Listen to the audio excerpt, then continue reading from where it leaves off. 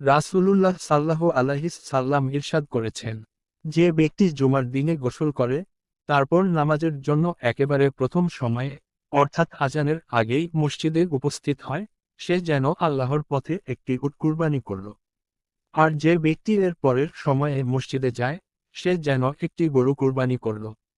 যে ব্যক্তি তৃতীয় পর্যায়ে যায়, সে যেন একটি ছাগল কুরবানি করল। আর যে চতুর্থ পর্যায়ে যায়, সে যেন একটি মুরগি আল্লাহর পথে দান করল। আর যে ব্যক্তি পঞ্চম পর্যায়ে যায়, সে যেন একটি ডিম আল্লাহর পথে দান করল। কিন্তু যখন ইমাম খুতবা শুরু করেন, তখন ফেরেশতারা তাদের আমল লেখার রেজিস্টার বন্ধ করে দেন এবং খুতবা শোনার জন্য মনোযোগী হয়ে যান। শিক্ষা: জুমার দিনে আগেভাগে মসজিদে যাওয়া কেবল সুন্নত নয়, এটি আল্লাহর কাছে অত্যন্ত মূল্যবান আমল। এই ভিডিওতে জানবেন, জুমার নামাজে দেরি করার ভয়াবহ ক্ষতি, আগেভাগে মসজিদে গেলে কী পরিমাণ সওয়াব, কেন খুতবার সময় কথা বলা হারাম, কিভাবে জুমার দিনের পূর্ণ ফজিলত অর্জন করবেন। এই গুরুত্বপূর্ণ হাদিসটি অবশ্যই শুনুন। ভালো লাগলেই লাইক দিন, অন্যদের জানাতে শেয়ার করুন, ইসলামিক ভিডিও পেতে সাবস্ক্রাইবও করুন।